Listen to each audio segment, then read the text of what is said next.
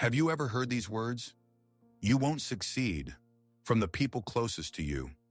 Have you felt how your most cherished dream, still fragile and young, shatters against the deaf wall of their disbelief? That coldness in your chest, when the one who should have been your main support becomes your main doubt. Sound familiar? And what if I told you that these hurtful words are not a curse, but a hidden prophecy? That in the very architecture of our psyche, there is an unshakable law that turns the poison of others' doubts into fuel for our true greatness? This law was given a name by one of the greatest explorers of the human soul, Carl Gustav Jung. He called this powerful, almost alchemical mechanism the law of the shadow. For the next hour, we will not just analyze your pain, we will decipher its secret code. You will understand why the disbelief of loved ones hurts so deeply and at the same time holds the key to your authentic power. You will learn what great, heroic task your soul sets before you through this conflict. And most importantly, you will see a clear path. How to turn this curse into your most powerful blessing? This is our contract. If you are ready to face your shadow to find your true power, our journey begins right now. Let's slow down now. Let's take a breath, because we are talking about a wound that is deeper than words, right? It's not always a direct blow from the phrase, "you won't succeed." Often it's something much more subtle, more poisonous. It's the deafening silence after you, having gathered your courage, shared your most secret dream. It's that condescending, barely noticeable smile that says, "Sweet child, how naive you are." It's the tired sigh. It's the question, "Why do you need this?" Which actually means you are not worthy of this. It is a poison that is injected not through the ears, but directly into the soul, drop by drop, with every silent glance. And gradually you begin to feel like a foreigner in your own family, an immigrant at your own kitchen table. You speak the language of ambition, passion, destiny, but no one understands you. You try to translate the great symphony that sounds in your soul into their dialect of fear and common sense. But in translation, it turns into a ridiculous, false set of sounds. And this is where the quietest and most terrible tragedy happens. You begin to doubt not them. You begin to doubt yourself. Maybe they are right. Maybe this music only sounds in my head. And your inner fire, which could have lit up a whole city, shrinks to the size of a smoldering ember that you hide deep inside so that it is not blown out by another sigh of disappointment. And after we have allowed ourselves to immerse in this picture, I want you to hear me. Let me tell you very clearly, what you are feeling is not your fault. You are not broken. You are not too sensitive. You are not mistaken in your dreams. Your reaction is not a sign of weakness, but evidence that your soul is still alive and fighting for its right to the light. It is a healthy protest of the life force that refuses to be diminished. The pain of parental disbelief is one of the most ancient, deep, and universal human wounds. It permeates all cultures and eras. It is an archetypal wound. You are not alone in this labyrinth. You are walking a path trodden by millions of souls before you. Artists, scientists, entrepreneurs, healers, all who dared to dream of more. And here's the secret that they all discovered and which we are here to uncover today. The depth of your wound is directly proportional to the height of your potential. In the very epicenter of this pain, in its burning flame, lies a huge untold resource. The pain you feel is not a death agony. It is birth pangs. Now imagine for a moment the unthinkable. Take a step away from the familiar pain and look at it from a completely different angle. What if this wall of doubt was erected not to stop you, but so that you could learn to fly higher? So that you, faced with it, would gain such strength in your wings that would never have been born on level ground? What if their cold, quiet no is just a distorted, deaf echo of a resounding yes from the universe itself? A yes to your uniqueness, a yes to your path. An echo that you must learn to hear not with your ears, but with your whole being, with all your heart. What if their disbelief is not a sentence carved in the stone of your destiny, but an invitation, a solemn, almost sacred invitation to stop being a secondary character in their story and finally become the author and main hero of your own? What if the wound that was inflicted on you is actually a map pointing the way to your greatest treasure? And to understand this great paradox, to accept this new empowering perspective, we cannot simply jump over our pain, we must pass through it. For in order to build a new temple for our soul, we must first demolish to the foundation that prison of beliefs that we mistakenly took for home. We must become surgeons of our own consciousness, ruthlessly but with the greatest compassion, to dissect those false, poisonous ideas that hold us captive to this pain. Before we can see their disbelief as a gift, we must understand why we so desperately seek their approval. We must look into the face of that primal fear that makes us feel that their disapproval is a death sentence for our spirit.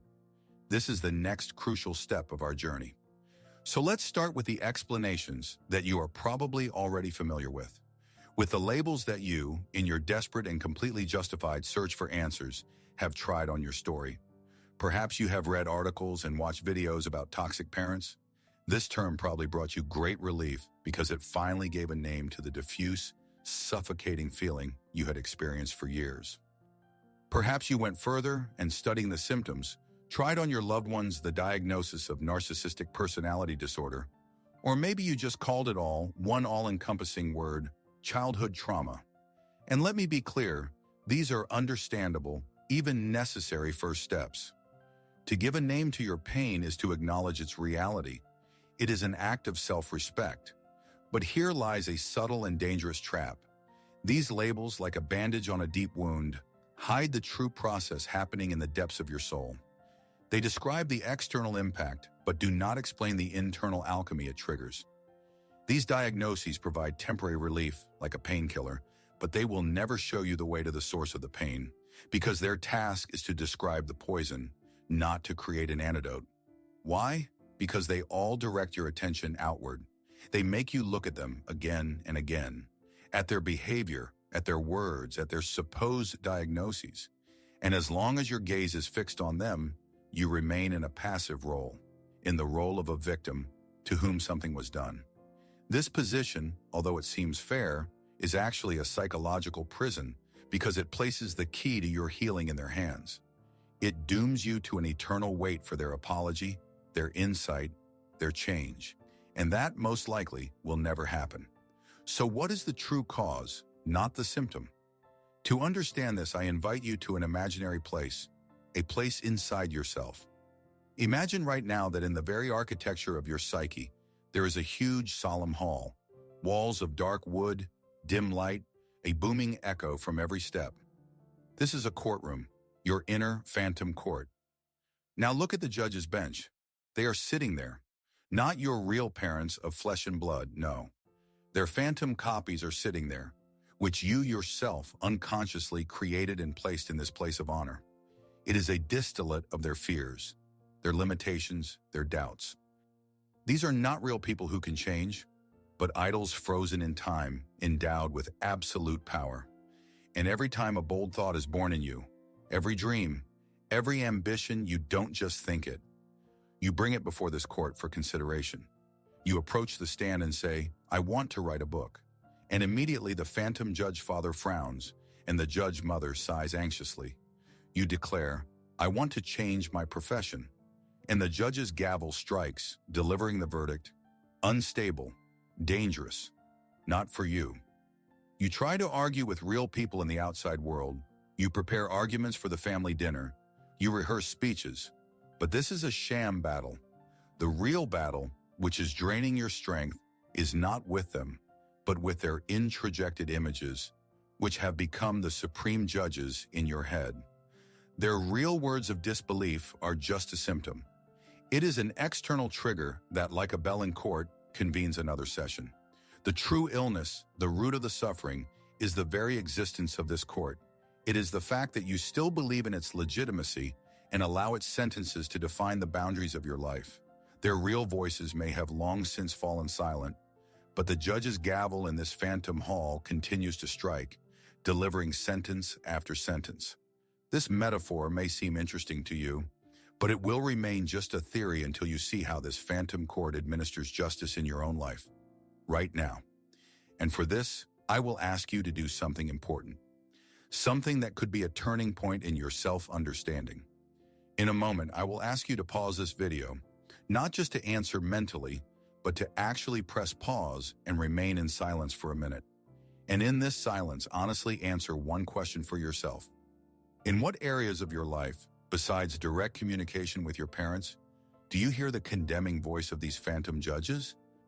When you are at work thinking about asking for a raise or proposing a bold idea, whose voice whispers to you, "Don't stick your neck out, you're not worthy"? When you enter into a new relationship and want to set your boundaries, whose voice says, "Be convenient, otherwise they will leave you"?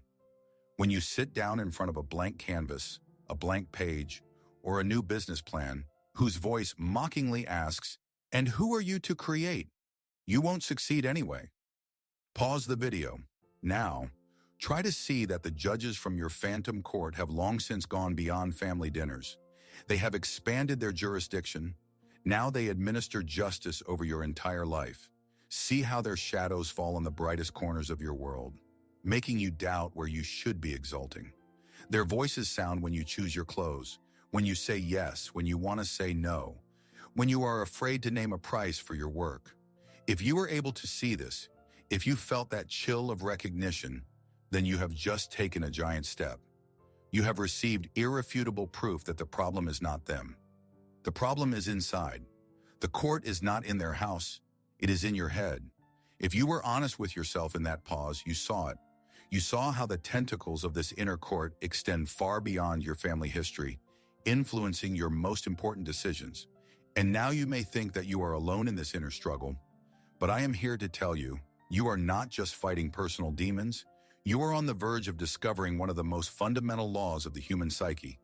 There was a man who dedicated his entire life to exploring these inner territories.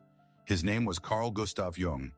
He was not just a psychologist, he was a fearless cartographer of the soul who descended into the darkest and most forgotten corners of the human subconscious and returned from there with maps that we can still use today. And he gave a precise name to everything we are discussing now. This inner phantom court, these frozen images of parents administering justice in our heads, this is what he called parental complexes. But much more important is that he gave a name to that powerful, living, radiant energy that this court so fiercely condemns and suppresses. He called it the shadow. And here perhaps is the most important thought you will hear today. The shadow is not evil. The shadow is not what is bad in you.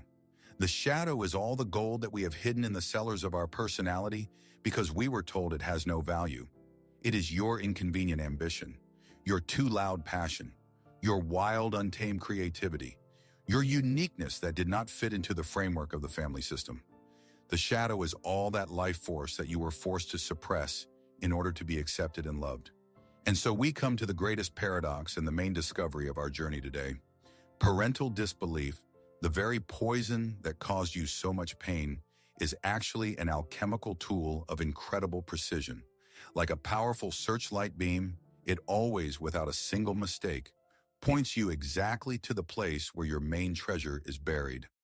It highlights precisely that part of your shadow in which your greatest power is hidden. So what is this shadow that the beam of parental disbelief points to so unerringly? To understand its mechanics, its hidden power, we will need one simple but incredibly profound metaphor, the metaphor of the compressed spring. Imagine your psyche as a large house. In this house, there is a bright, tidy living room. This is your ego, the part of you that you show to the world. This is your correct version, the obedient son, the good daughter, the responsible worker. Here, everything is decent, safe, and approved by society. But under this living room, there is a huge, dark, echoing basement. This is the shadow. And from early childhood, our parents, acting as the main architects of our safety, helped us decide what should remain in the living room and what must be permanently taken down to this basement. Your dream of becoming an artist? You can't make a living with that, they say. And so the dream, like an old, unnecessary chair, flies into the basement. Your natural loudness and leadership. Girls should be quiet, and so a part of your strength ends up in the dark. Your passion for risk, your entrepreneurial spirit. Everyone in our family was a worker, Don't stick your neck out, and another living, shining part of your soul is sent into the darkness. But here is the main law of the psyche that Jung helped us discover. Energy never disappears. It cannot just rot in the basement. Being suppressed, it transforms. It accumulates. And every parental, "you won't succeed," every "that's not for you," every expression of their disbelief is not just words. It is another powerful coil, another turn on the giant steel spring hidden in this basement. They thought they were burying your dangerous dreams, but in fact, without knowing it, they were compressing the spring of your future ascent. The stronger their pressure was, the more disbelief they put into their words, the tighter and tauter this spring was compressed, accumulating a colossal amount of potential energy. And your future triumph, the very moment when you finally declare yourself to the world, is not just an act of your will. It is a law of psychic physics. It is the moment when this spring, held back for years, finally uncoils. And the force of its impact, the force of your breakthrough, will always be directly proportional to the force with which it was compressed. This compressed spring mechanic might seem abstract. Let me make it absolutely real for you with the example of one person's story. Let's call him John. John was the son of an accountant. His father was a good man, pragmatic, solid, a man who believed in numbers, in stability, and in retirement savings. And John loved to draw. From early childhood, he saw the world not in numbers, but in lines, shapes, and colors. His notebooks were full of fantastic creatures and imaginary worlds. It was his language, his air. But for his father, it was dangerous foolishness. "John," he would say, not with anger, but with sincere concern, "numbers don't lie, and lines on paper don't pay the bills. This is a path to nowhere, to poverty and disappointment." Every such word was another turn on the spring of John's soul. He loved his father. He trusted him. And he obeyed. He buried his pencils and sketchbooks in the basement of his consciousness and went to business school. 10 years later, John was a junior analyst at a large corporation. He had a stable salary, health insurance, and a gray cubicle with a view of an equally gray wall. He had become a ghost in a business suit. Every day he felt life draining out of him, leaving only an empty shell. His shadow. The unacknowledged artist had not died. It began to rebel. It manifested itself through chronic procrastination. He missed deadlines for reports he hated. He fell into inexplicable apathy on Sundays. He was on the verge of being fired. And then one evening, after a particularly difficult conversation with his boss, who gave him a last chance, John came home. He sat down at the table in his empty apartment and felt he had hit rock bottom. The security for which he had betrayed himself was about to disappear. And in that moment of desperation, when there was nothing left to lose, he did something irrational. He found an old notebook and a simple pencil, and in the silence of his apartment, to the monotonous hum of the refrigerator, John picked up a pencil for the first time in 10 years.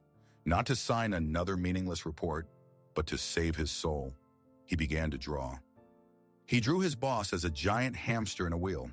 He drew the office water cooler as a source of universal sorrow. He created a small, sarcastic comic strip about his absurd, lifeless job. At that moment, the spring uncoiled.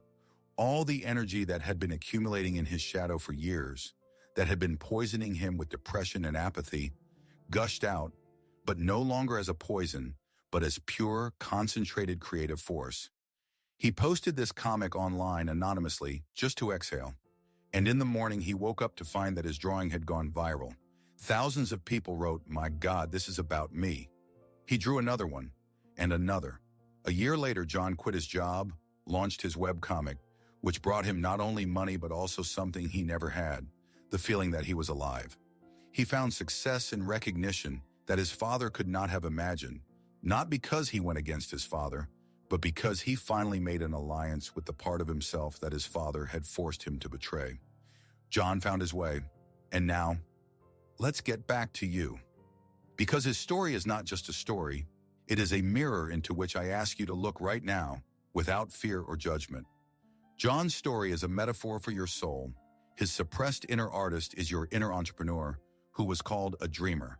It is your inner scientist whose endless whys so irritated adults accustomed to simple answers. It is your inner healer whose empathy and sensitivity to others' pain were called weakness and naivety. It is your inner traveler whose craving for the unknown they tried to lock in a cage of stability.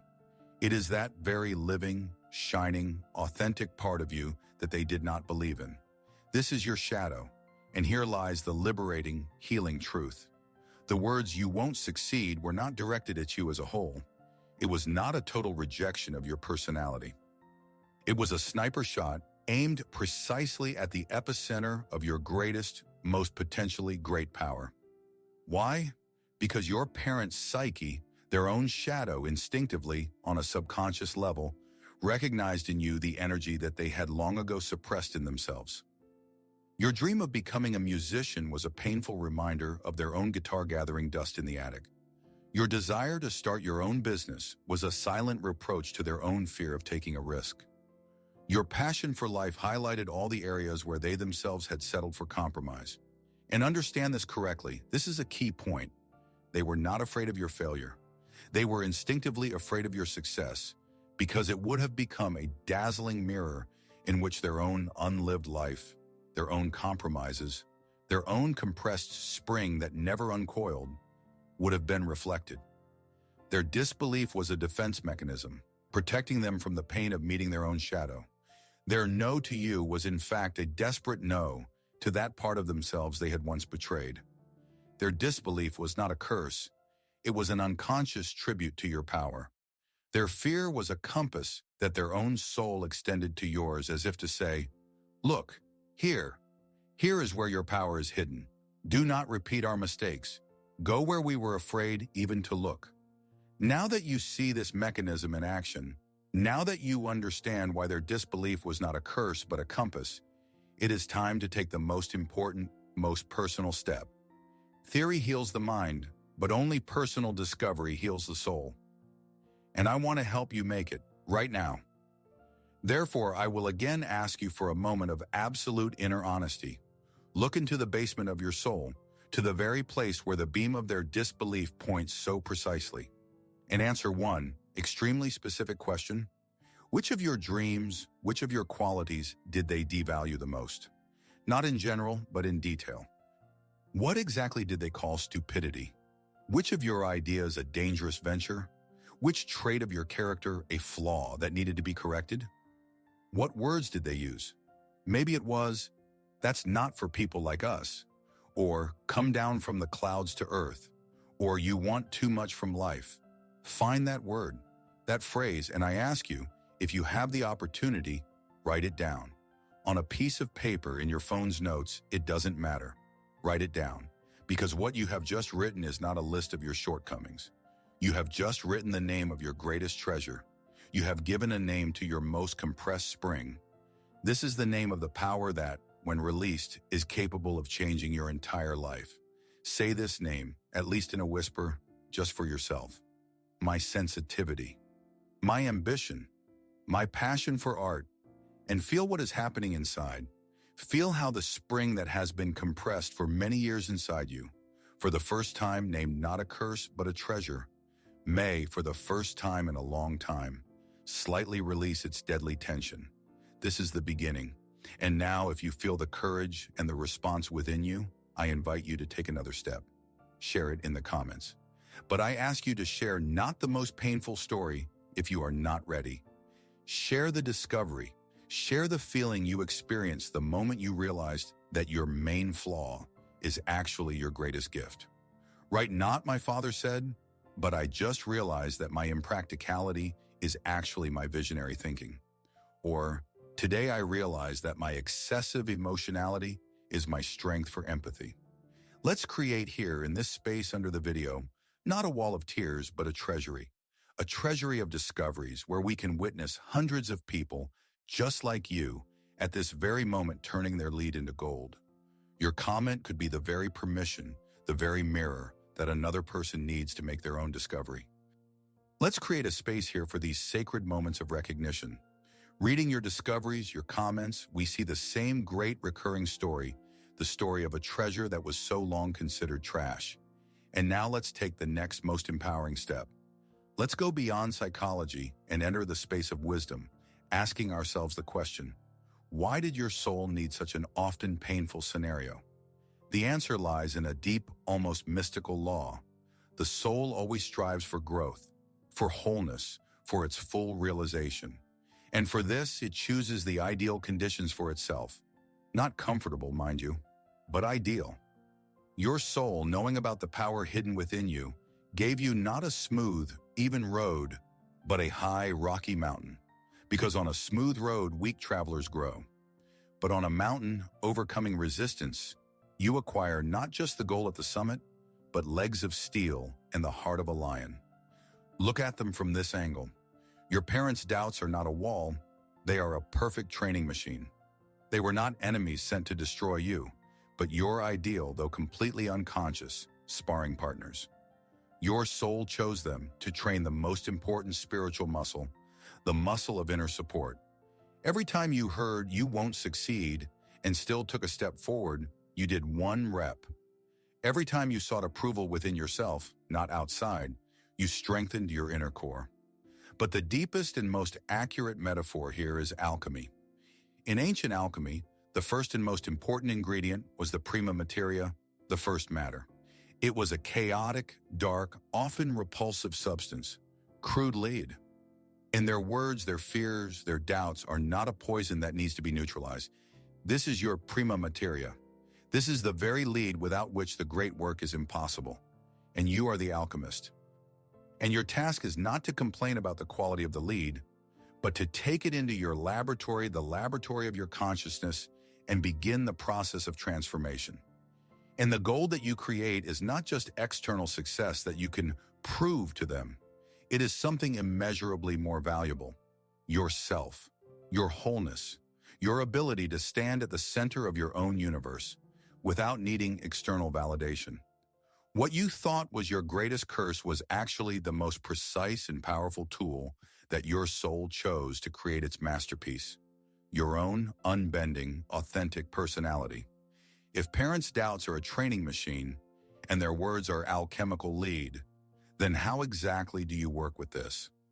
The main mistake we have been making for decades is trying to break the training machine. We try to convince them, to prove to them that they are wrong. We spend a colossal amount of life energy preparing internal monologues and arguments, hoping that at the next family dinner, we will finally win this case and receive an acquittal.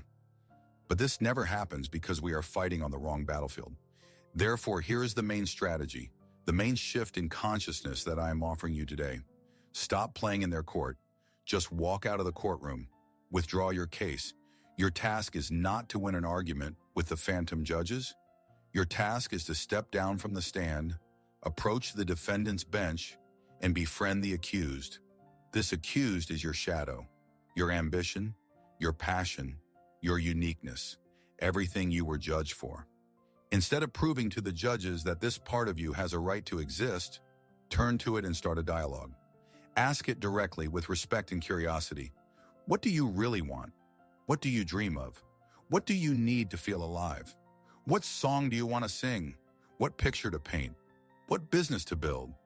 Stop being a prosecutor for your shadow and become its advocate.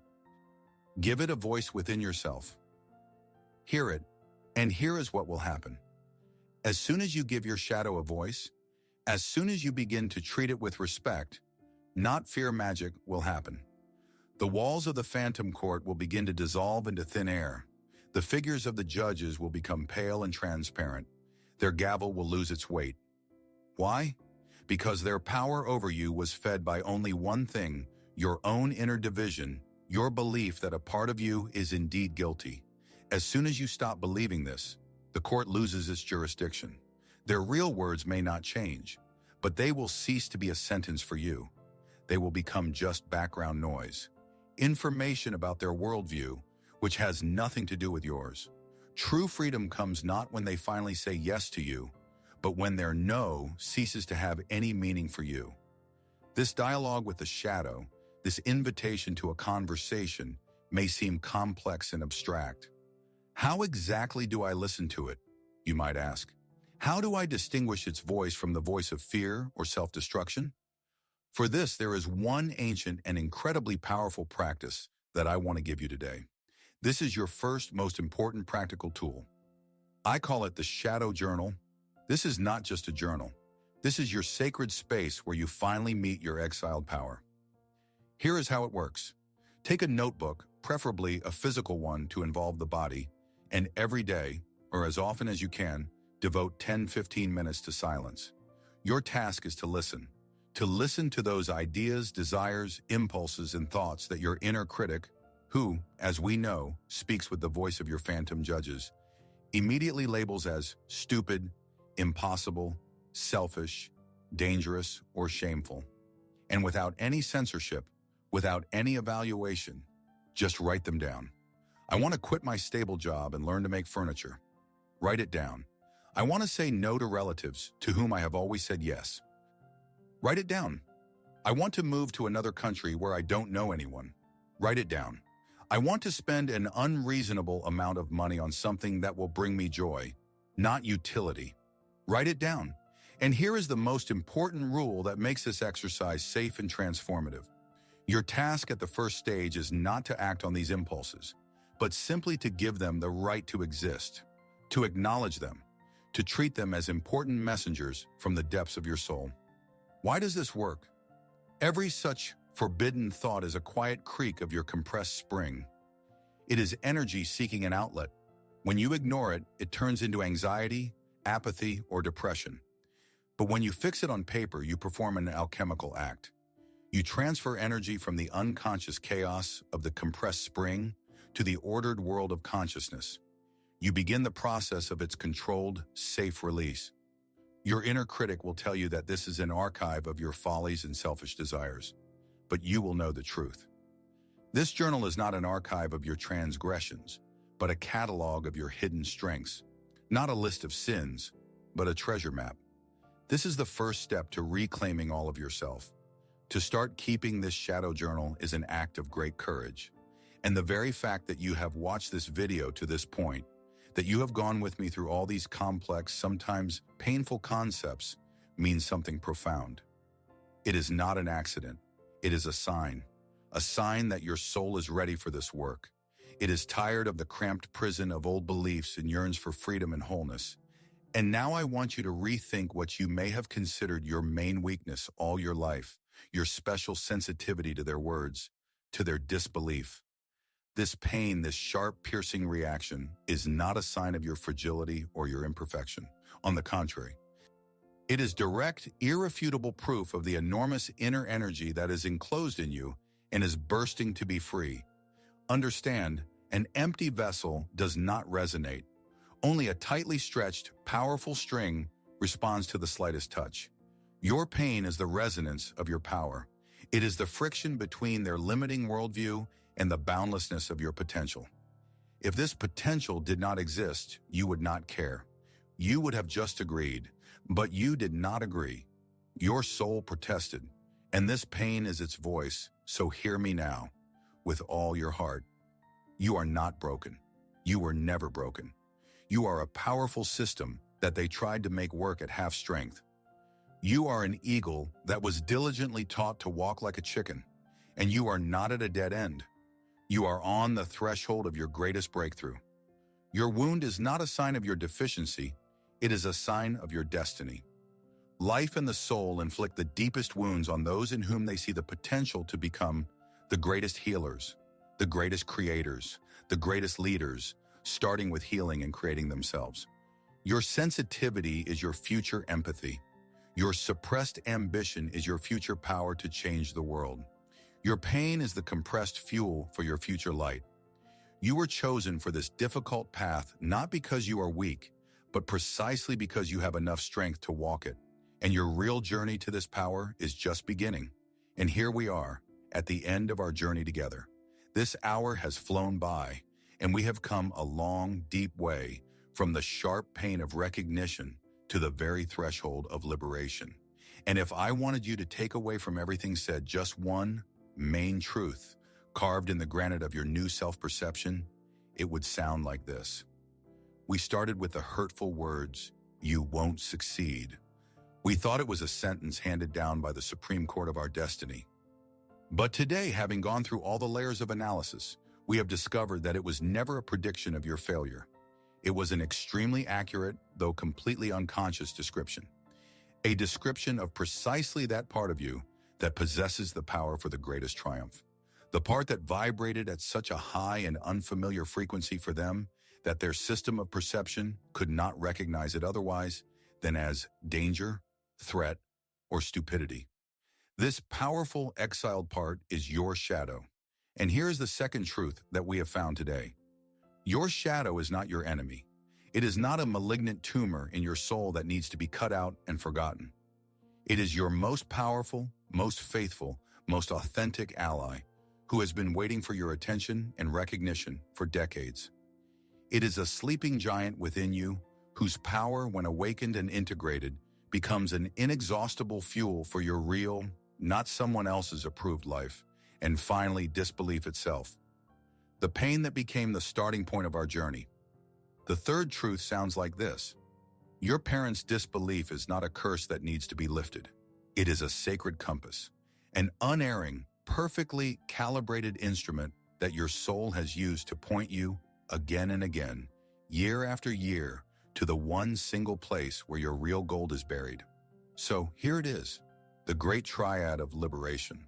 The words "you won't succeed" are a description of your power.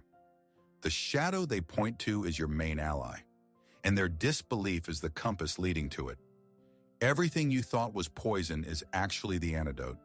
Everything you thought was your prison is actually the escape map. This truth is not just a beautiful idea, it is a seed. And if you start watering it with that practice, with that inner dialogue we talked about, here is the landscape that can grow in your soul. Let's look ahead.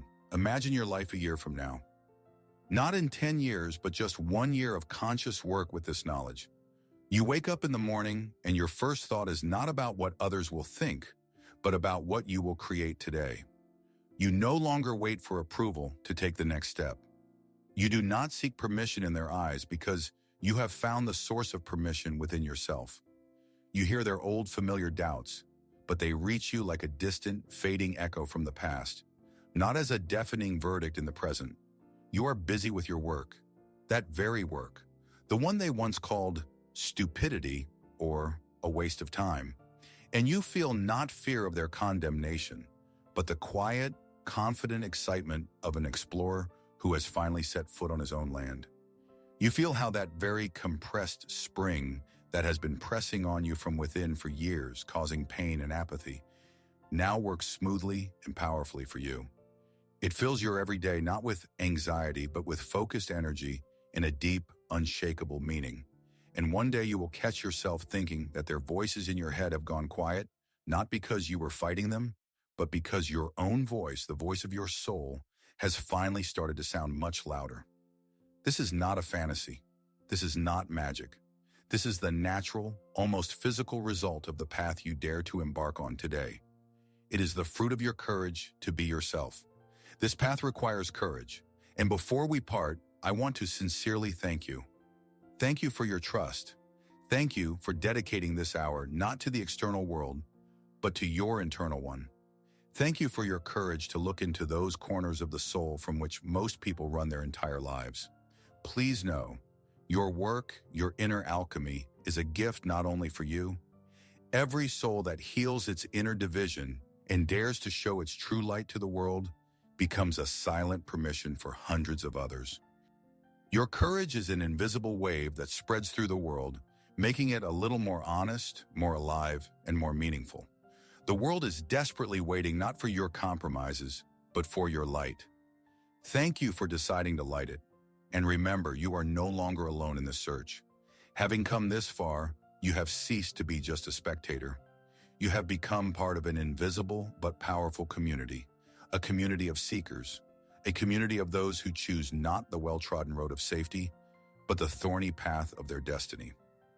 Welcome. This journey has come to an end, but the path itself is just beginning. If this hour was valuable to you, if you felt a response and are ready to continue this deep exploration of your soul, then I invite you to subscribe to this channel. Do it not just so you don't miss the next video, but as an act of intention, as a declaration to yourself that you are choosing the path of depth, not superficiality. Our channel is not just a collection of videos. It is a space that we create together, a sanctuary for those who seek authentic answers to life's most important questions. If this knowledge has touched you, please like this video. In the digital world, this is more than just approval. It is a signal. It's like lighting a candle in the dark. Your like will help the algorithms show this light to those who are still wandering in the labyrinth of doubt, who right now are sitting in silence and hearing in their heads the deafening, "You won't succeed." Your simple click can be the beginning of the same journey for someone that you have taken today. Thank you for being here. And remember, great stories begin not with universal approval, but with the quiet, almost inaudible whisper of the soul that says, "I can," even when the whole world is screaming the opposite.